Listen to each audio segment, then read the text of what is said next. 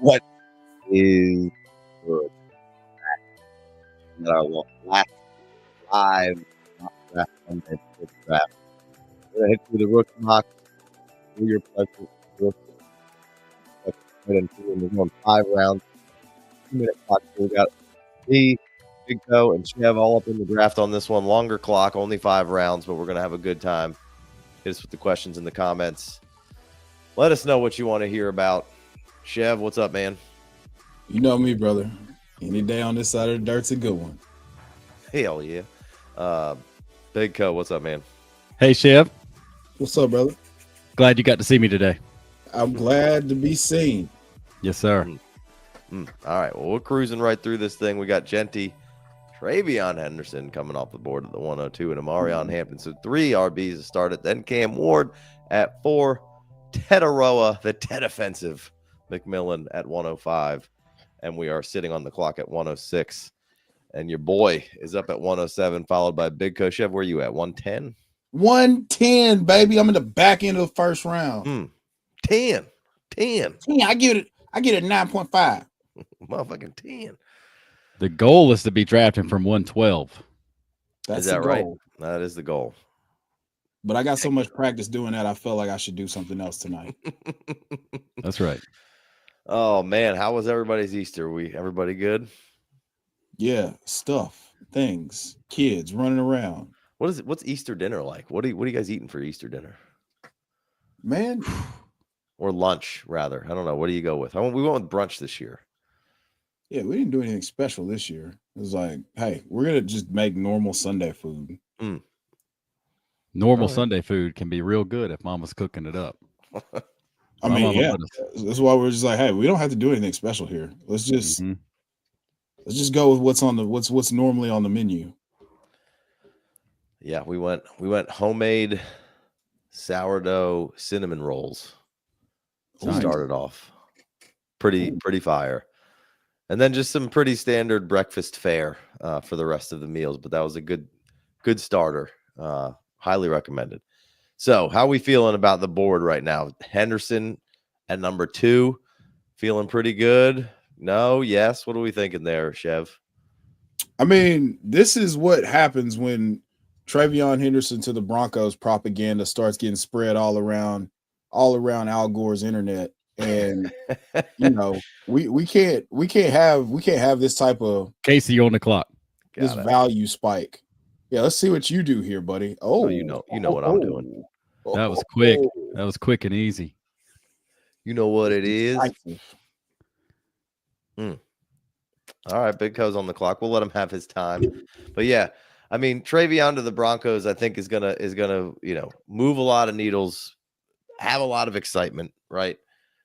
It does seem to be the fit. I mean, Amarion Hampton in some of those mocks that we've been doing, Chev, as far as NFL mocks has been there, but and I think that's fine. But Henderson does feel like the natural kind of fit for Peyton, right? Yeah, that's the best. It's the most hand in glove fit. With his ability as a pass catcher, beyond his ability as a pass catcher, him as a dynamic runner. I'm on the clock here. I'm glad my guy fell to me. That's easy. Easy. Big Co, what you thinking? Yeah, I mean, with Loveland at 1.9, I took Judkins at 1.8, Ibuka at 1.10. We've been talking about it for months. I said it last week. The first round can't hold all the talent anymore. And, if Henderson ends up to the Broncos, great. If Hampton's on the Broncos, whatever. We got the Bears that might have a running back here soon. We got the Chargers. We got the Broncos. All these running backs are going to be fun. Going to get supercharged if one of them lands in the right spot with the right draft capital, all that stuff. Ibuka, I'm on team. Ibuka's awesome.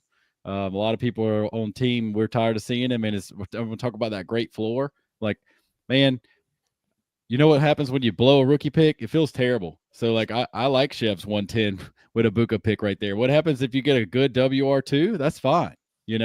Especially these days, the starting lineup requirements have transformed into, 2 flexes, sometimes 3 flexes. I'll take Ibuka at 110 all day long.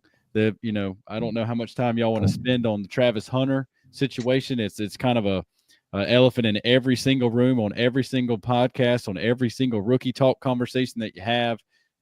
We will not know until we will know, and that'll be too late. Somebody will have drafted him way too high, or somebody will have got him in an absolute steal. Right now, to get the best wide receiver in the draft at 111 is stealing. But just before I get off that real quick, Chev said it first out of anybody that I've heard, and I dig for a lot of podcasts this time of year because I don't have time to tape watch, but I got time to listen. So Chev said the wide receiver pay scale is going to put him on that side of the ball more often, and now everybody's talking about that. And what Chev said last week was about the moonlighting at defensive back and the packages and the conversations and the signals and the communication that it takes to be on defense, how hard that's going to be. So this whole Travis Hunter thing is going to be just the most dynamic rookie situation that we've seen in NFL history. And you add that he plays on the offensive side of the ball in the spot that we care about. You know, it'd be one thing if he was like, I'm the best left tackle in the draft and the best defensive end in the draft. We don't care. But he plays wide receiver, you know, so now the fantasy community has to care. Right. So it's going to be awesome to see. And there's definitely going to be some spots where I want to take Travis Hunter more aggressively. And there's be some teams where I can't gamble that problem. That proposition is too much of a gamble for some of my teams. Shout out to Henry Mudo there. Says, what is good? Chris says, what's up? Dougie says, what's up? Dan Haas says, chicken and waffles for brunch at his place for solid meal. It is. I love chicken and waffles. Chicken and waffles done right is top fucking tier. Follow up with any of that, Chev. Man, you know, my thing with Travis Hunter in this spot is, I mean, Big Coach said it. You get the best wide receiver in the draft at the 111. I mean, it's essentially a lottery ticket for a contender to have another free wide receiver one. Right. Like Casey, that, you up next. That whole like that back end. I mean, as much as I love Ibuka, he doesn't have the ceiling that Travis Hunter has if he's going to primarily play receiver. You know, Shedeur, like the quarterbacks are going to have more value, but if you're talking about a guy who can go to be like, if he's playing the majority of snaps, he's going to probably be a top 12 option. At worst, he's a wide receiver 2 if given volume at worst. And if you're drafting at 110 through 112, your team's already there. So you're adding, you don't have to smash. You would love to hit every single rookie pick, but you don't have to smash it there. And that's a home run swing with that's going to maintain some value the minute that he starts playing offensive snaps. So I absolutely love that. Yep. Yeah, I'm out on if you want to take Hunter at 112, whatever. I'm not even looking at him until the middle of the second round.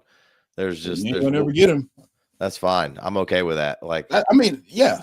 Look, I don't think teams on the front end of these rounds, like if you're an early, like if you're a rebuilder and you're picking early, I don't think that he's going to be a cornerstone piece. But at 111 or 112, you're not paying that price, and your team's already really fucking good. So why not take that swing? Yeah, I mean, I can understand it. I can rationalize it. I can get down with it. You know, for the most part, it's a big home run swing. I feel like it's going to be even a while before that even is going to take place. So if you want to buy into the sweepstakes, you could probably have some time to buy in the sweepstakes. I know that's kind of a lame cop-out thing to say, but like, I don't think we're just going to jump right into the season of Travis Hunter being, oh my God, he's so good. He's playing so much on wide receiver that I have to have him, and he's changing the game. He's changing my team.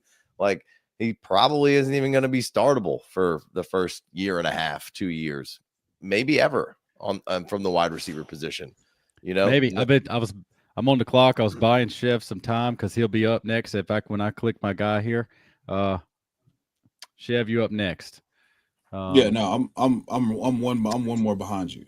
So I like the idea of getting Travis Hunter late in the first round of Superflex draft. I understand. I see what Casey's saying. The thing about it is there is a lot of good receivers in the NFL, and there's a lot of good receivers that put up fantasy points for us. So that's why I'm not pushing for him earlier in the first round, because I want to get some of these running backs and Cam Ward, of course, and see how the rest of it plays out. But like, I'm going to snag Travis Hunter when he falls to me in the right spots, because I want that much talent on my team, just so if it does hit big. But there are so many wide receivers that I'm willing to pass up that really big swing for the fact that, my man is threatening retiring if he can't play both ways. So if that waters it down, then, it's one thing to say that. It's one thing for the teams to even get used to that. But what happens when the best or the second best wide receiver on the team gets hurt? And if it's not, and I'm not talking about Travis Hunter. So now, like, even if he wants to be playing all the defense he can play, like if he's up there, if he's getting talked about, like he would be one of the, top 3 or 4 wide receivers if you run all the recent rookies together over the last couple of years. Like I want that guy on my team. And especially the fact, it's a free square that, it's a first round pick, but like 111 in this case, how many 111s have been sitting on your bench roster clogging for years? It happens all the time.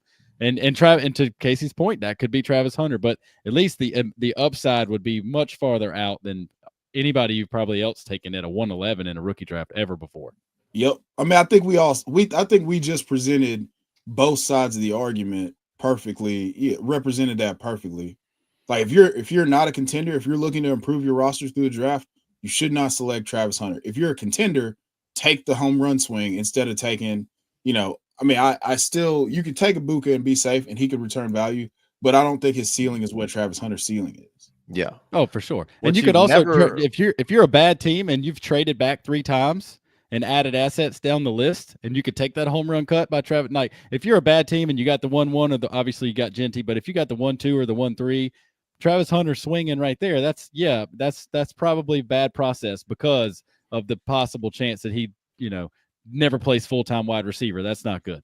But if you've traded back a couple times and you might have got a starter or 2 in those trade backs, like say you had the 1-2, traded back to the 1-5 and got paid handsomely to do it, trade back to the 1-7, got something decent there, and then traded back from 5 to 10, 5 to 11 and got paid handsomely 2 times, and now you got a starter or 2 or an extra first round pick next year and a starter, and you've traded back from 1-2 all the way to 11, and you're like, all right, I'm gonna take my home run cut here on Travis Hunter. That you got paid and you've kind of built your team through the trenches, if you will, a couple times in trading and not just selecting one player at the 1-2. You might have 3 or 4 different players and or draft picks to show for that. Yeah.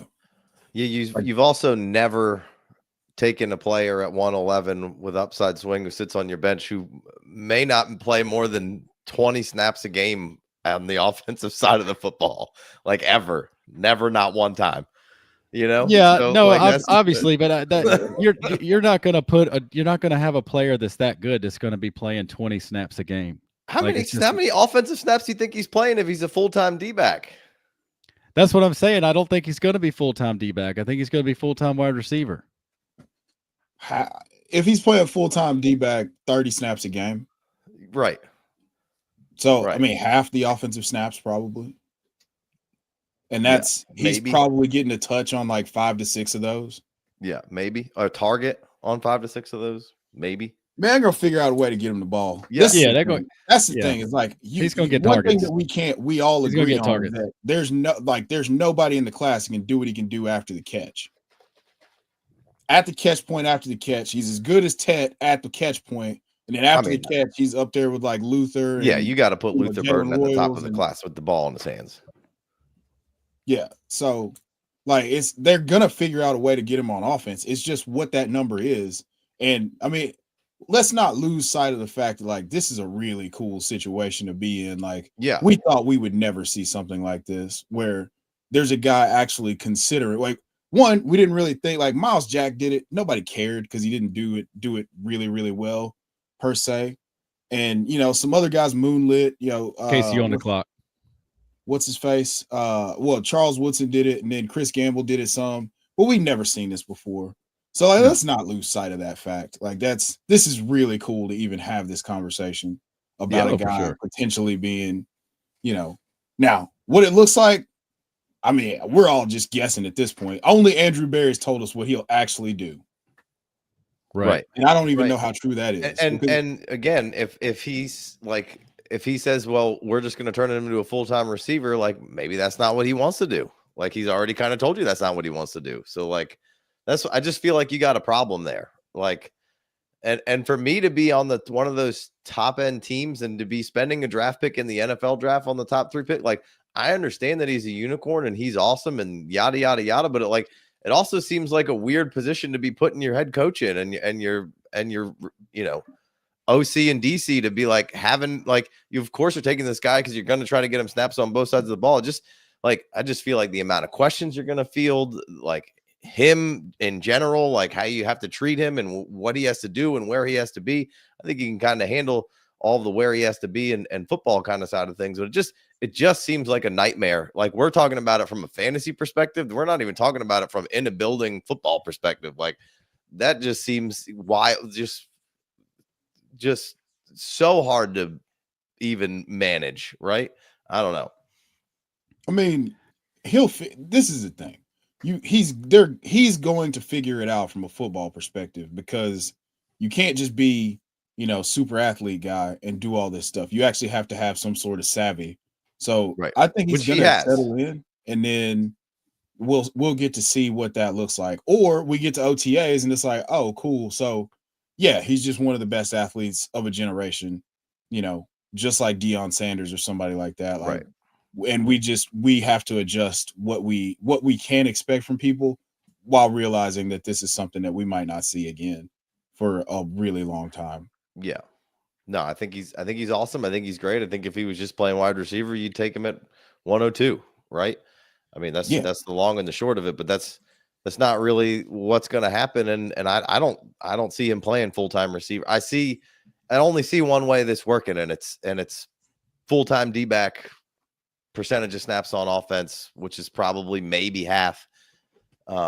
And we'll see. Like me personally, I can't envision this going any other way. It just doesn't really make any sense any other way. Right. I mean, we've beat this point home till it's blue in the face, but there's no way you can play part-time D-back. It's not feasible. It's not, nobody's that much more talented than the guys on the offensive side of the ball to where you can just pop out and be like, yeah, man, yeah, I got it. I know we changed the rules for this, but like, I'll figure it out. I won't mess it up for everybody. Yeah. IDP, he's the 101. Some guy just said, this is an IDP league. So this will be the first time that a corner's been probably the consensus 101 in IDP leagues ever. Yeah. And look, if Travis Hunter says, hey, I want to go make a ton of money, like I still think he's going to make a ton of money. If he's this good at receiver, he can moonlight play X amount of, like he's going to have to get a Shohei Ohtani kind of deal. So like, it does, like he's still going to get a ridiculous contract, right? Because he's still playing both sides of the ball. So like, I don't even think that wide receiver moniker has to weigh as pay grade wide, has to weigh as heavy as, as some people think it might be, because it's just like he's a unicorn. If he is as good as he's going to be, and he's going to play half the snaps on offense and get 5-6 targets a game, like, and he is extremely valuable on that side, which we know he's an awesome football player. Like his contract is going to be ridiculous. So like, I don't think I need to worry about the money from the wide receiver perspective all that much, right? So you're on the clock, Casey. Oh, here we go. All right. After this, we'll get back to the draft. I promise. Every time we have a conversation about Travis Hunter, it turns into a long form conversation real quick. Yeah, it has to. All right. To recap, we'll hit this draft because if you're listening on the pod, you just caught right into a 15-minute diatribe of Hunter. We got Genty, Henderson, Omarion Hampton, Cam Ward, Ted McMillan to the 105. We got Warren, Caleb Johnson, Quinshon Judkins, Colston Loveland, Ibuka at 110, Hunter at 111, Sanders at 112, Shedeur, that is, Luther Burden 2-1, Dart 2-2, Golden 2-3. So we'll slip up for Golden. Maybe we can pop back in there. Dylan Sampson at 204, Milroe at 205, 206, Devin Neal, 207, Trey Harris, 208, Scatabo, 209, Mason Taylor. That's the highest I've seen him go in a couple of these recently. Jaden Higgins at 210, still low on Higgins, still valuable. RJ Harvey 211, Giddens 212. So we're all the way through the third, so I'll just keep it rolling and we'll bounce back. We got Damian Martinez at 3-1, Royals at 3-2, Ayo Manor at 3-3, Knoll at 3-4, Bond 3-5, Arroyo 3-6, Fannin 3-7. Big Co sniped you there, huh? Big dog. Rashard Smith. Yep. Rashard Smith you. Yep. Xavier Restrepo, Tootin at 310 from Chev. Ollie Gordon at 311, and then LaQuint Allen coming in at 312, and we're working through the fourth. So anything outside the Hunter range that stands out to you guys? Milroe, there's a bunch of quarterbacks now getting some love, and which is odd because there's a bunch of quarterbacks getting love. Milroe's obviously this crazy other great dart throw potentially, but then the other guy who's getting a ton of love hasn't even been drafted yet in Shuck, right? I mean, he's the guy who pretty much is going to be a first or second round quarterback, and almost in none of these drafts, and take it all the way over to fast draft, like doesn't even really go until like the 5th round. So it's weird how that in the fantasy community doesn't seem to relay to people, and like Jaden Higgins still being like bottom end second, like doesn't seem to relay to people that the NFL people are telling you, nah, this is going to be high. It's like Price is low when Price is right, when they're in the looking at the audience and everyone's going, no, higher. Right. Well, but that's the thing, Casey. I mean, Mason Taylor was a good call out because he might be the quote unquote like good all around tight end, but not a fantasy kind of guy. But like an NFL's tight end, but not really pass catching, somebody that you can consider fantasy consistent. But like Scatabo, come on now, receiving production. Trey Harris, I mean, show me somebody in this range that's going to have more potential upside. Devin Neal, that's your boy. Jalen Milroe, the upside of the quarterback class, maybe the lowest floor, but the highest upside. Oh, yeah. Fantasy points wise. Yes. Dylan Sampson, the McShay show just had a little fun and kind of little mocked it up for 3 rounds, and he ended up going to the Chiefs. Obviously, we've made it 22 minutes in this thing, and we're not talking about, well, the draft's on Thursday and we're going to know all the answers and stuff, but like put Dylan Sampson with 3rd round draft capital on the Chiefs. What are you going to do? He's going to be an early 2nd round pick every time, So like that's why you trade up early and you trade back late. Matthew Golden at 2-3. Luther Burden at 2-1. The wide receivers got pushed out for two tight ends and 5 running backs in the first draft, in the first round. And then Shedeur Sanders at 112. If Shedeur Sanders turns into a mid-range QB2 in Superflex, I mean, that's fantastic value. It's just like you said, like Jaden Higgins at 210. Where else is he going to go right there? As far like it's just that just makes you 2-9. Jaden Higgins at 2-9 instead of Mason Taylor, and then you got RJ Harvey and Giddens and Damian Martinez follow that up, and then everybody's darling Jalen Knoll. It's like, yeah, dude. Well, I mean, if he goes, to New England at 204 right. in the draft or whatever it is, like right. That could. I think once people see him in the 2nd round tied to a team, I think it's going to move I don't, for some reason, it hasn't clicked with people with somebody like somebody's got to move up and somebody's got to move down, right? It's kind of your theory there, which is obviously true.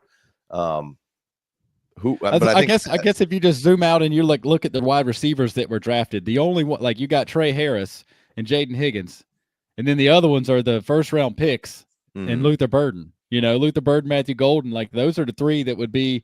I think it might be over under 2.5 wide receivers in the 1st round. And that's not. But and it literally the gambling sites say does not include Travis Hunter. So there you are. You got 2 wide receivers right there in Tet and Igbuka. Travis Hunter is not even they can't even count him as a wide receiver in the draft and for the gambling sites. And then so you got Burden, Golden, and then you got the 2 X factors of Trey Harris and Jaden Higgins. Yeah. Go ahead. Go ahead. No, there was no filters on the wide receivers, running backs, or anything. The way this was set up, I would have definitely taken Kyle Williams a little earlier.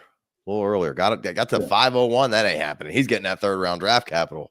Yeah, I had him in my queue, and I was like, I'm just gonna keep playing. I'm gonna see if people are actually like digging down.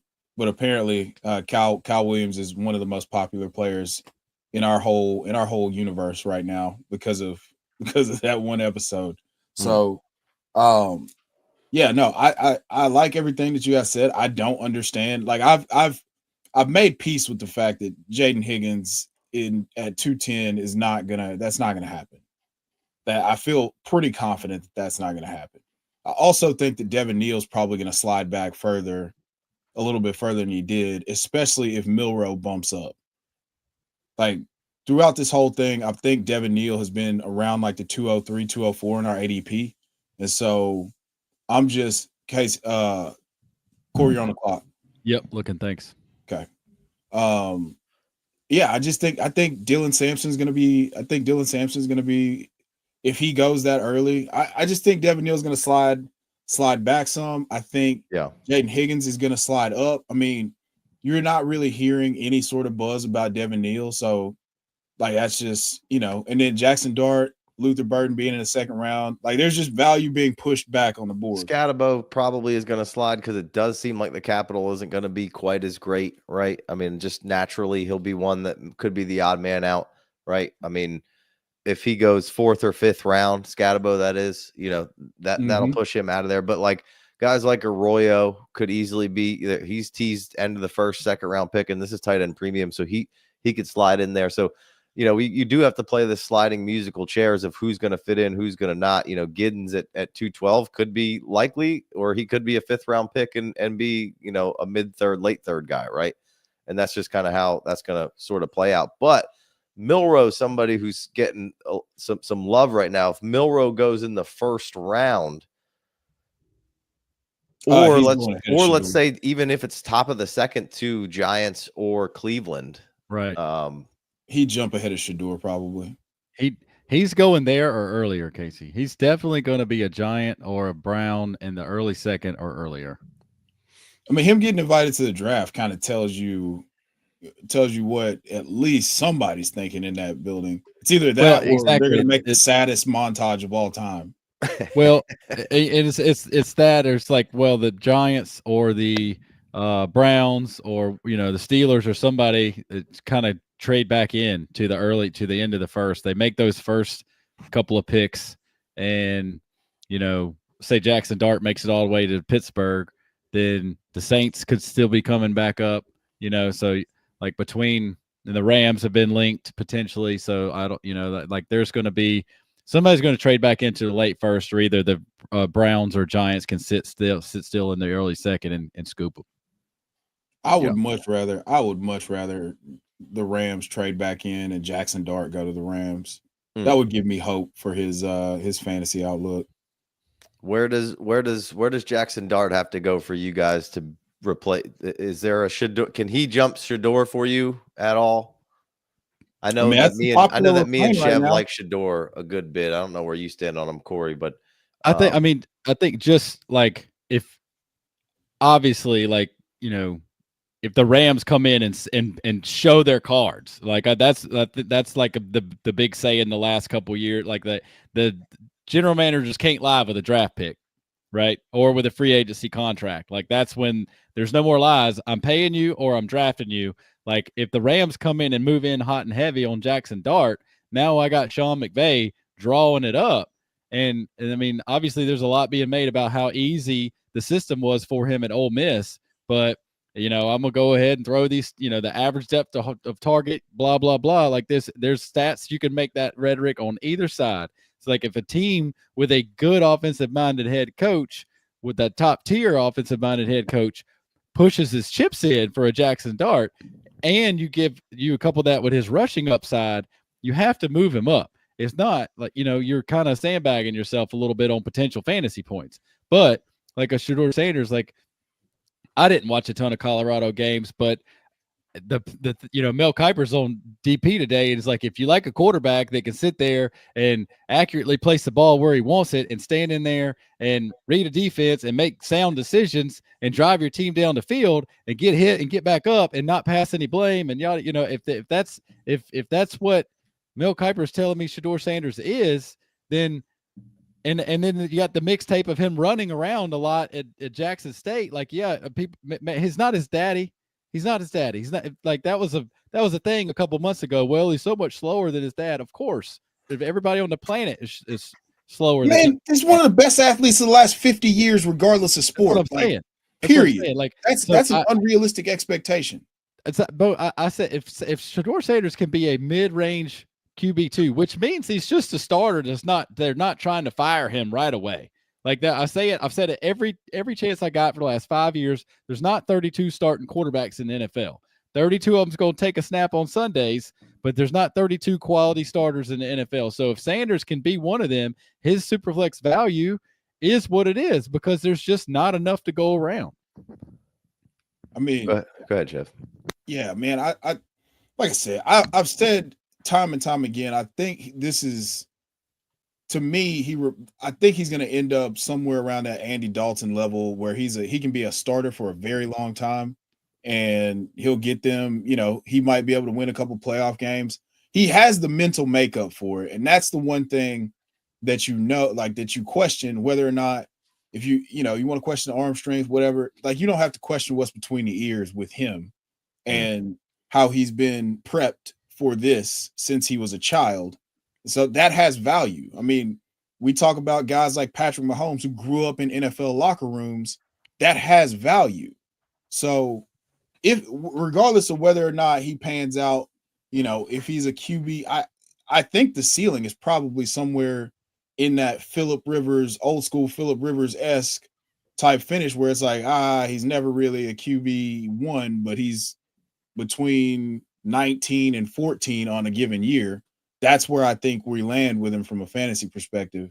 And that's plenty fine if you're going to get that for years and years and years with potential to spike and, have a great year out of nowhere.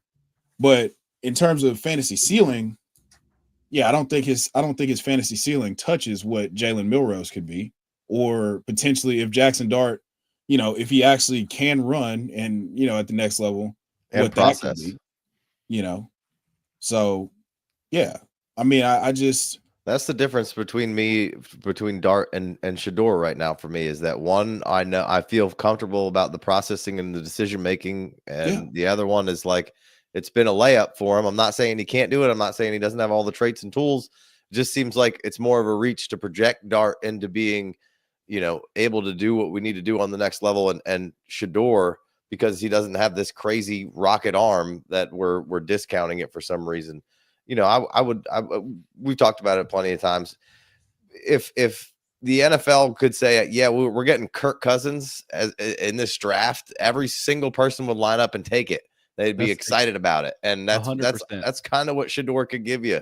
100%. If you're telling me that he's an accurate processor, he's a starter in the NFL, because yes, like and to Jackson Dart, like Jackson Dart could step on the field week 1, week 9, whatever week it is for his team. If he starts off at the Saints and he's with the guy that just came in from the Eagles, their new, what's his name? Kellen Moore. Right. If he's got Kellen Moore, and Kellen Moore's doing all this X's and O's and makes it easy on Jackson Dart, like, obviously they need some more weapons over there. But if Jackson Dart takes it by storm, his value in Dynasty is going to be meteoric.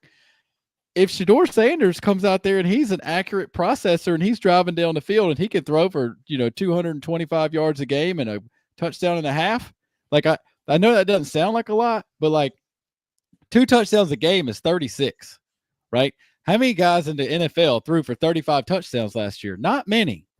Like, right, So like, if Shedeur Sanders can come out here and give us 30 touchdowns, if he can bring that processing and accuracy to the NFL, like you said, he grew up in the spotlight. All the spotlight's been on him. So, and especially the last couple of years. And I heard a stat today that said like his Colorado rushing, like this leading rusher for Buffalo the last 2 years would have been outgained by Genty in 2 games. Now, is that scheme and is that effort to get the guy to touches? But that's just like, what has he had to work with? And we know at least 2 years ago, his offensive line was crap when Dion first got there. He's still recruiting offensive linemen. You think about like all of the complete turnaround that's going on at Colorado. What's going to happen next year when Sanders isn't taking the snaps? Yeah. Right. Obviously, I'm not saying that Dion doesn't deserve all the love, but with the zero offensive line that was there, and the complete changeover that happened. We all saw the clip of Dion going into the locker room and being like, "If you ain't in it, then you're going to leave. If you ain't about football and you ain't about doing it the right way, and we don't want you. If you're not going to be our guy, we don't want you." And he cleared out 90% of the team. Shedeur Sanders had to take the snap and back up and look for a wide receiver to throw to. So I just felt like I think the hate on him is way too much. As far as I know, I don't know a ton about, obviously, much more than I can see these different, guys that do this for a living. And I include you two in that as well, even though it's not your full-time job. It will be soon because you earned it and you're getting it. Like this. If you're telling me Sanders is going to be an NFL quarterback, like his Superflex value is there because there's not 32 of them. Yeah. Again, well, I think he's one of the best values going right now in Superflex drafts because he's pretty much always 111, 112. But let's say if Shedeur falls to Pittsburgh and Dart goes 9 to New Orleans, does that change anything for you? I would like Shedeur a little bit more just because you have the ecosystem, you have the wide receivers, you have a touchdown magnet tight end and Pat Fryermuth. You've got a good satellite back to really good and Jaylen Warren. I mean, he's capable of catching passes. You can see. I mean, he's explosive. He didn't look like it this year because of whatever injuries he was battling, but I like that ecosystem a lot more than I. All right, let's flip it then. Hang on. The only thing Mike Tomlin cannot motivate is a quarterback to make the right read.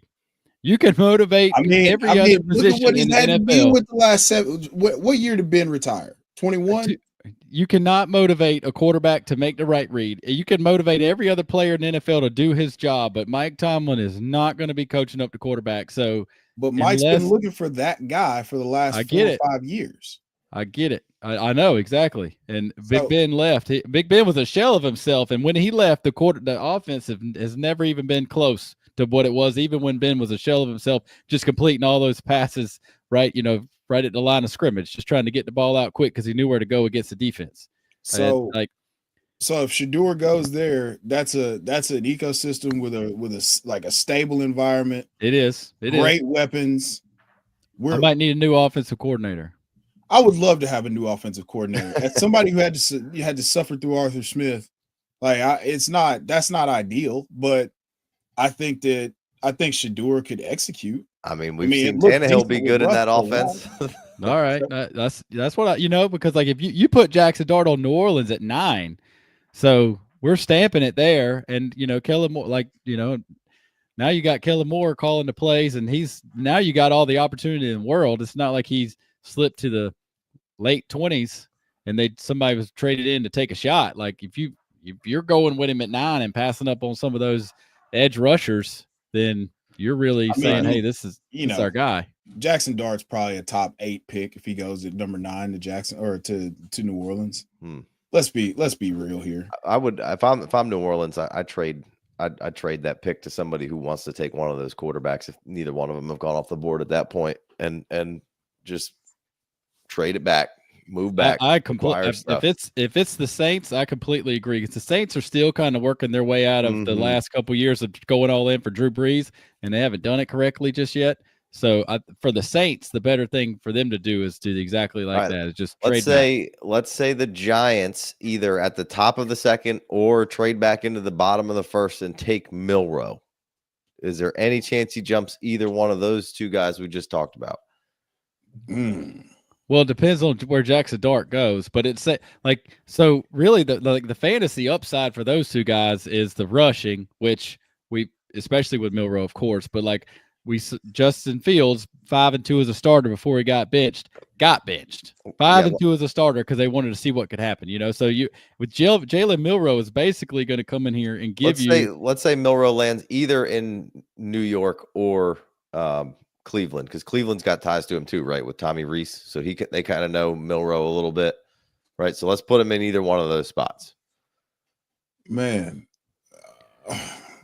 so in Superflex, you want to take a chance on that quarterback, but I'm going to have to get I know for sure this guy is going to be very, very productive for my team. And I'm not gonna say, hey, this guy's got to be a complete stud, but like, I don't want to.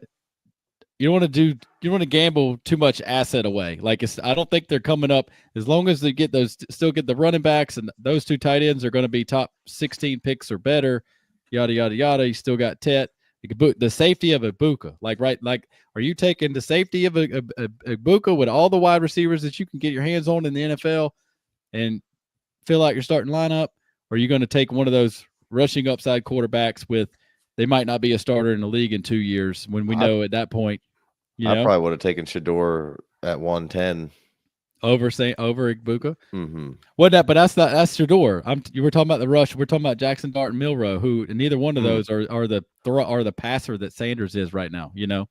I mean, if I think you gotta. I feel like Milroe's be a first round pick then. Probably somewhere around. If Milroe gets early day 2 capital, he might jump Shedeur. If they go in a similar range, like Shedeur goes at 21 and Milroe goes at 33, then he's probably going to jump Shedeur. And I think it goes to who's taking it, but I like the stats, and I forget who's pulling it out right this second, but like the Milroe stats, when you take out the screens, take out the screen throws and this and that his average depth of target is this, and his completion percentage is this, and his first read percentage is this. Like there's a lot of advanced.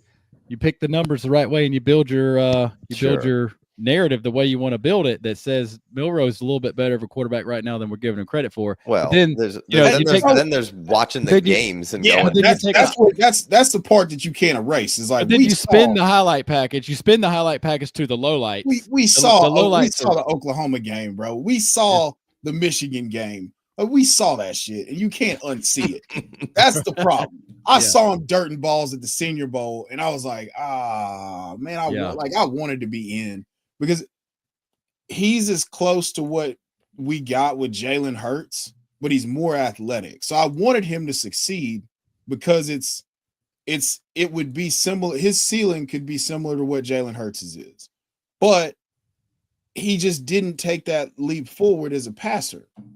And it's like it's predetermined. Like I'm not flowing through progressions. I know there's tape out there saying that he is doing these things, but he's not doing it consistently enough. Sure. Yeah. I'm not knee deep in it enough to be like, well, this guy, whoever he was getting coached up by at Oklahoma, took Jalen Hurts' passing to a different level than it was going to be at Alabama anyway. Right, so like if Milroe had Lincoln Riley, what does he look like? If Milroe had, Milroe just had Kalen DeBoer, who I think is a pretty good offensive coach. Right. Yeah, Kalen DeBoer, and Grubb was the mastermind behind all the stuff. But I think the problem with taking Milroe early or him sneaking into the first round is he doesn't need to play this year. Right. I don't think he shouldn't play this year. Yeah. And so you're burning all those guys could sit, and I'm fine with it. Right. Yeah. I would prefer it if you had an option to where a lot of these guys could sit outside of Cam. Like we need that bad. We need it so bad. But like that's Brady's pushing for the Raiders to have somebody on the bench behind Geno. Yeah, I think I'm still taking them in the same order I have them in currently. Sanders, Dart, Milroe. With all that stuff being said, right? And just because there's just a lot more gamble in Milroe, and I don't know what I'm getting, but I'd still be a lot more willing to take a swing. Right now, I'm not willing to take a swing really at all with Milroe. I'm kind of good. But once we get that capital and the landing spots, then I'll be in. He'll push up to the top of the second-ish for me, and I'll be in. Here's one of the things that I've kind of been struggling with is Anthony Richardson just came in here, did what he did, and he took a lottery ticket because of what he was, and all intents and purposes seemed like a worker, and then came in and proved that he really wasn't a worker. We'll see where he is. At least it gives you a sliver of hope coming in this year. He's working with Josh Allen or whatever, and he's going to maybe change his attitude, and now, hey, I got humbled and I'm doing this. Milroe is over here saying that this kid's just a worker. He practices really. So while I want my guy to be a worker and practicing and doing shit really hard, like if you're working this hard and it's that, I don't know how great that is. That's what I'm saying. Like you don't have the same questions that it's not like you haven't seen. We've only seen 13 starts of Jalen Milroe. We've seen 2 years of this. This is the same guy that got benched against South Florida. You know what I'm saying? Like we've seen this, and we've been waiting for like that ascension. Like we know how athletic he is. Everybody knows how athletic he is. I mean, he runs a 4.3. Like I said, the ceiling for Jalen Milroe is probably Justin Fields.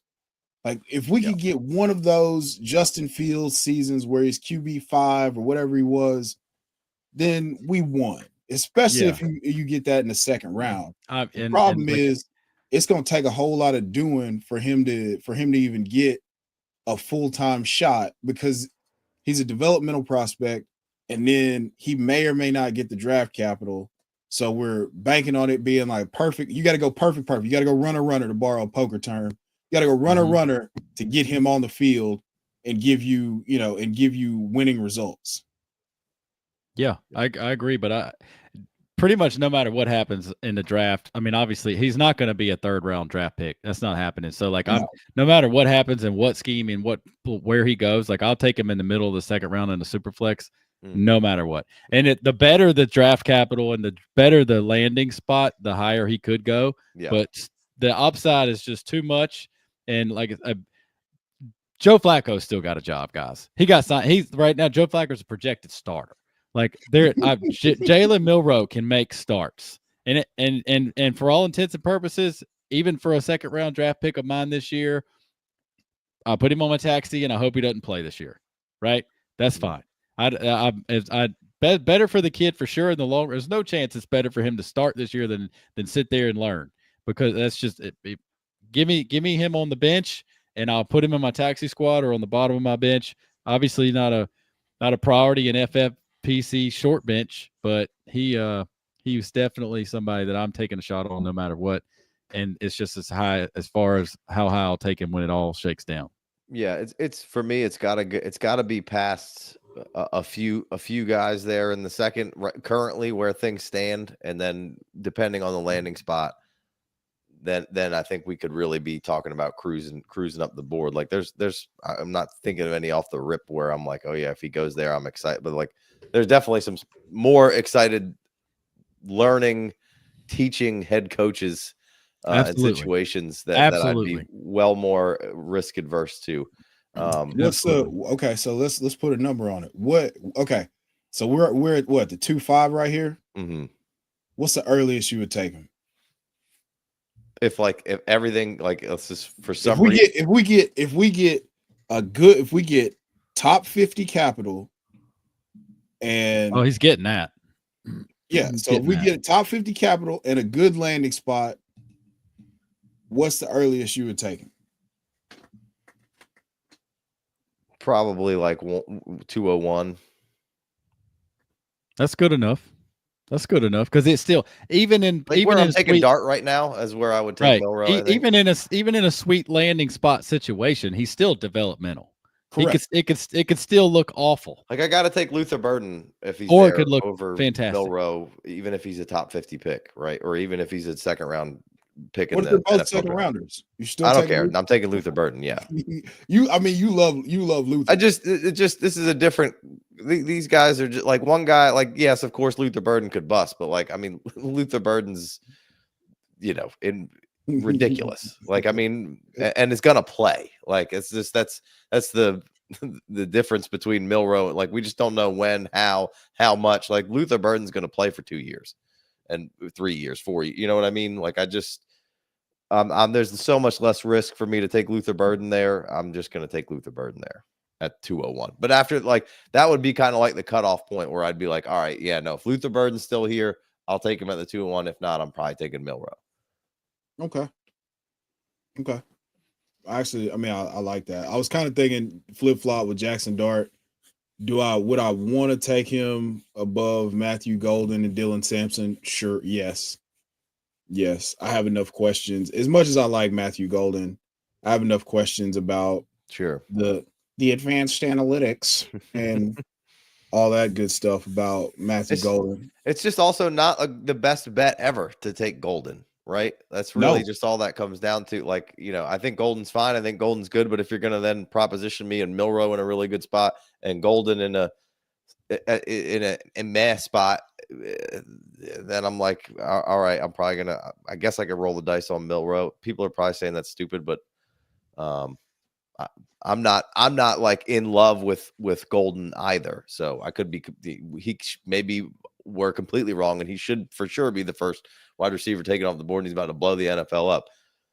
There's at least some a lot more questions than answers for me for Golden than there is with, again, for me, somebody like Luther Burden. I don't understand this first wide receiver taking business with him. I don't either. I liked it a lot more when people were being reasonable, but then he goes out and runs a 4.2, and everybody's like, well, you got to be the first wide receiver off the board. Ran a 4.2. Yeah. Had a good playoff game. Got to be the first receiver. It's like, come on, man. Like, we can't seriously be this overreactionary. But I mean, that's where we are now. So, all right, who do you think? We just talked about Milroe being a big riser. Like, on the rest of this board, I think we could take maybe the rest of the quarterbacks out of this because they're easy to rise, right? And I've kind of left them unranked at this point for me in my rookie rankings because the capital and where they land to me is going to drive so much that I don't even need to answer the questions of where they should be right now, because after we get these answers, I'll be able to tell you. And Tyler Shuck is clearly not going to go 4-11 if he goes 33 to Cleveland, right? Of course not. That ain't happening. So let's remove those guys. Let's pick what other guys on this board, third round or later or whatever, do you think could have some of the bigger movements here? I think Noel and Bond and Arroyo are probably the layup answers. I mean, I think the layup answers are the running backs. Like that exercise that McShay did, and it gave Dylan Sampson to the Chiefs in the third round. If that's Damian Martinez, boom, see you up there. If that's DJ Giddens or RJ Harvey or Scatabo, boom, see you up there in the early second round. And there's a couple of teams that are like that. Obviously the Raiders could take Genty, but you got the Raiders, and my interpretation is that, like, I don't see why the Bears are as guaranteed as for the running back upgrade as I thought earlier, and everybody else is still saying. There's just so many other ways that they could complement with that first. If they take a tight end first, and then in the second round they could do XYZ, they still got good. There's the scheme could make. I mean, Swift is good if they can be in the right spot. Obviously, he was already jettisoned from this coaching staff one time. So I'm just saying, like, if the Bears get a running back early, that's a guy on my team for sure. Chargers, Broncos. Like, if the thing is, if we all assume that Omarion Hampton or Travion Henderson is going to be one of those guys, is going to be on one of those teams, not necessarily 2 for 2, but like, it's hard to see the Broncos coming out of I don't think the Broncos make it very far at all without getting a running back. That means it's going to be one of these big names. But the point I'm trying to make is, when some of those other quote unquote really good teams, good offenses that are going to bring that running back to life, when that player's name is Devin Neal, Scatabo, Giddens, Damian Martinez, those are the guys that are going to do the big jumping. I don't think the wide receivers can jump a little bit, but you still got, you're still going to get those couple in the first round. You're going to get those couple in the second round. And so all the love that we're going to give to the running backs, the big dog running backs, and a couple of tight ends, and the Cam Wards and the Sanders and the Jackson Dart, Milroe, they're going to get capital. So I don't think there's not enough blocks. There's not enough spots. To hold. Noel is a trendy second round pick right now in rookie draft and in the NFL draft. So that was a layup as far as a wide receiver. And Bond kind of keeps getting a lot of love in that regard as well. That's why I mentioned those exactly. Two and as grainy is not the right word for it, but the exercise that McShay was doing was taking one team and making all of their picks back to back to back through 3 rounds. So like, he was like, the Patriots have 1-4 and they have 36 and 30, whatever, blah blah blah. So what kept happening was, in this middle of the second round, when he got in the middle of the first round, those teams with the second round picks, he was like, the wide receivers are kind of toast right here. And it got, that. So right. I've like the Jalen Knowles and the Jaden Higgins and the Trey Harrises and those guys, like, they're gonna be pushed up when the GMs look around and say, "Hey, we don't want to be in this position looking for wide receivers." Yeah. And so the depth of the running back class therefore will hurt a section of the running backs, just because the GMs are going to be like, well, I'd love to take Scatabo here or RJ Harvey, but if I miss them, I can get Martinez or Brashard Smith, or, you're going to run through those positions where, and there will be a run where there's probably 4 running backs and 10 picks and that kind of stuff. It's going to be bang, bang, bang. But, this just the opportunity you cost. can play a lot more chicken with the running backs, it seems like. Exactly. So when the offensive lineman are going to get pushed up, the depth is, defensive tackle and edge rusher and all that stuff that everybody needs offensive line help. We know that every team in the league could use that. So they're getting pushed up. The wide receivers are going to get pushed up, that top 7 or 8 of them, because then it becomes what kind of scheme that you have and what you're looking for, and then you can kind of play chicken with those guys a little bit. But yeah, I think the running back depth is actually going to hurt a little bit of that early, late second, early third, because there's a couple of them, there's a handful of them, and the GMs can get them later. And we need to get these positions now, and then get a running back next round. What you got, Chev? I think there's a couple guys. You got some guys that performed really well at the combine. You got Basil Tootin. That was obviously the combine darling. That mock that we did with Matt, I think he went to Miami in the 4th round. Kansas City, I think. So another one I did, he went to Miami, and I did not enjoy that as much. But I think that's a guy that can get steamed up. Raheem Sanders, Rocket Sanders. I feel like he's gonna. I mean, he's older, but he's big body back with soft pass catching skills and hands, or whatever you want to say about that. He could get some better draft capital if he's around. If he's a 3rd round pick somehow, I feel like he's going to get steamed up. We talked about Devin Neal potentially falling. I think he could fall out of the guys in the 2nd round. I think he could fall out of the 2nd round potentially, depending on the capital, or just people being kind of down. Like if he's a 4th round pick, I'm still in. It's just we're going to get him for way cheaper. You hit on the easy buttons already. I think Restrepo's probably a 5th or a 6th round pick, most likely now. Let him fall for the fantasies. If you get Devin Neal in the 3rd round of your rookie draft in a couple days, because he's got he's a 5th round pick instead of a 3rd round pick, great. That doesn't make him any less good at football. Exactly. It happens every year. We've had that list of guys already. So that's just the better for us. Let me be able to take my chance on Milroe at 2.6, and I can get Devin Neal later, or what, let me be able to do these XYZ, and then Devin Neal's ADP is now 3.4 instead of 2.4. Please. Yeah. That's the thing.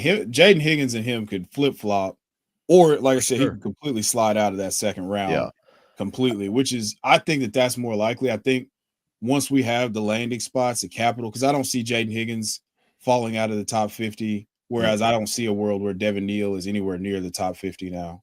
Right. Yeah, I think to kind of similar-ish point, Brashard Smith, we've seen mocks where he's in the 6th, 7th round, or undrafted even. If that happens, he's probably out of there. You still got to take him. We still love him, and that doesn't mean that you just got to adjust your rankings accordingly. And we've done it a million times. Like Ollie Gordon in one of them went in the 6th round that we did with landing spots, right?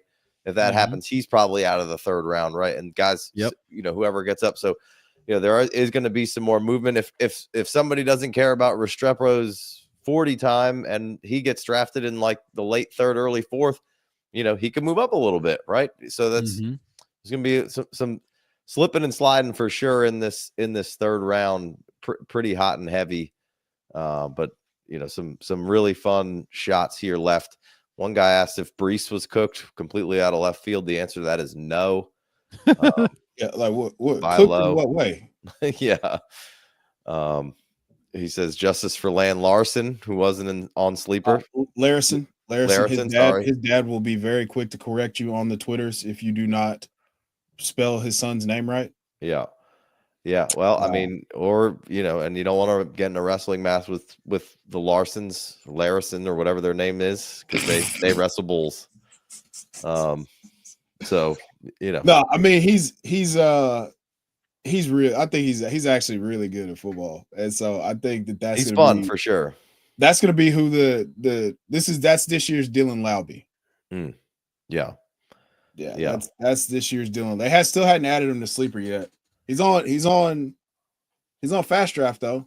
This guy Kyle Williams, he's going to get out of this 5th round, and he's going to be in that 3rd round of startups. Oh, for sure. Maybe even higher if he goes in the 3rd round of the actual NFL draft. He's hot. He's hot in them streets right now, baby.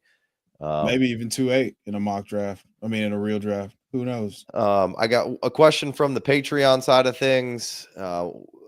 Somebody asked, how do you deal with somebody who is just a bad, I'll read it verbatim. Hang on, because I don't want to slight my man. But basically, how do you deal with somebody who doesn't trade? How do you deal with impossible trade partners? Every offer they send is well below market value. They never accept fair trades. They only want to win trades, getting frustrated, not being able to move good players because I can't even get anyone to make reasonable deals. Yeah. That's the worst. Yeah, so it sucks. It sucks real bad, but I think you could do a whole lot of door-to-door Jehovah's Witness selling if you just talk to this dude.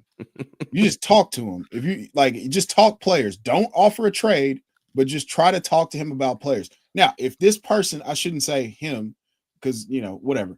But if this person is being unreasonable and just have a conversation, ask some questions. If you're not familiar with the sales process, go through the sales. Hey, ask him some questions.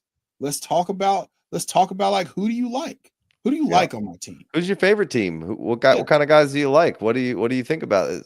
Just throw out. You got to do some probing to figure out. Yeah, you got to do some probing to figure out what his problem is, because a lot of times people are just afraid to get embarrassed, and get roasted in the league chat whenever they see a trade's been completed and one person has an opinion on. A bunch of people are going to have an opinion on your trade. You'd be like, oh, I would have given more. Well, if you would have, then you would have. Just shut up about it. But I like asking. Could go the other way and just start posting them bitches in the league chat. I like. Don't do that. Just why don't we ask him? Hey, do you look at Yahoo rankings? Do you look at ESPN rankings? You got a calculator? What's your go-to process here? Because what you're sending me is off. What I'm sending you, I thought was pretty fair, and you rejected it pretty quickly. And then you sent back something that was, you sent me 2 second-round startup picks, and you sent me a 8th round startup pick for my 2 second-round startup picks. So we're a little bit, we're not even close to connecting here. So what are you looking at so I can look at that and we can try to figure out where we are? I mean, obviously it is talking about it. A quick funny story, not hilarious, but I'll dig deep in a trade partner. I will try my best to make somebody a trade partner even if they don't want to be. So years and years ago in a startup, Antonio Brown is the obvious 1-1, and there's no questions about it. It's going to be Antonio Brown. And so in an FFPC league, I got the guy on the phone. It's a complete stranger. I was like, dude, please call me. Let's talk about this. And I was trying my best to trade and get in this spot for the 1-1 to be able to take Antonio Brown. And of course, within, he crushed it for another year or two, but then he did Antonio Brown things. But I got on the phone with a complete stranger. I was like, here's my number. Please call me. Let's talk through this. Because text, chat, just straight up send a message. Yeah, sending at least FFPC has a spot where you can type a little bit of comment and now they give you more characters. But back in the day, you couldn't type very much before it cut off. And I was like, let's just get on the phone and talk through this. I couldn't get a trade done, but it was we tried. What do I got to do to put you in this Tacoma today? That's what. Show Me the Money says, puzzling how there's no chatter about Pat Bryant. Me and Sheb did a show threw a little bit of love Pat Bryant's way in the Hidden Gems show.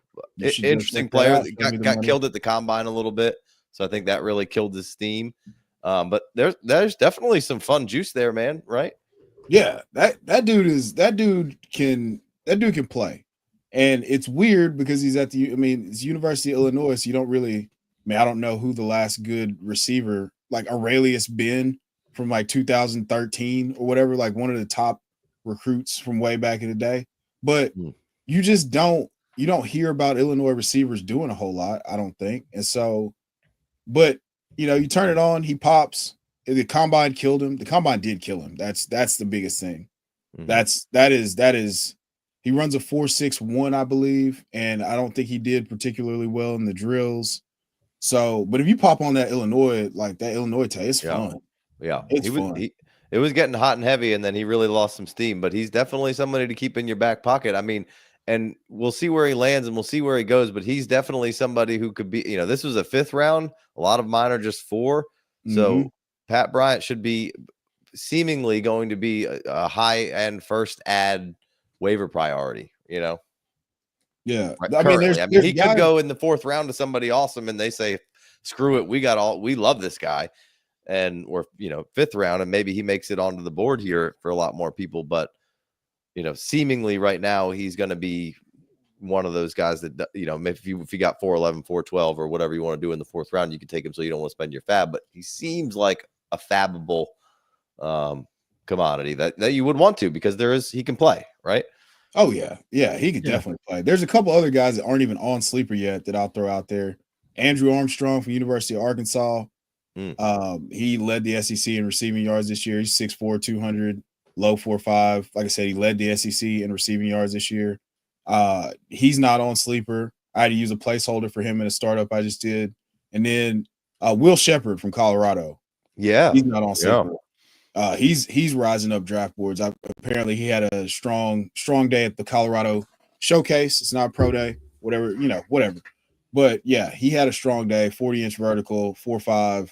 I mean, you see it on tape. I thought he had some good games. Yeah, he managed to eat in a room with 4 other NFL receivers.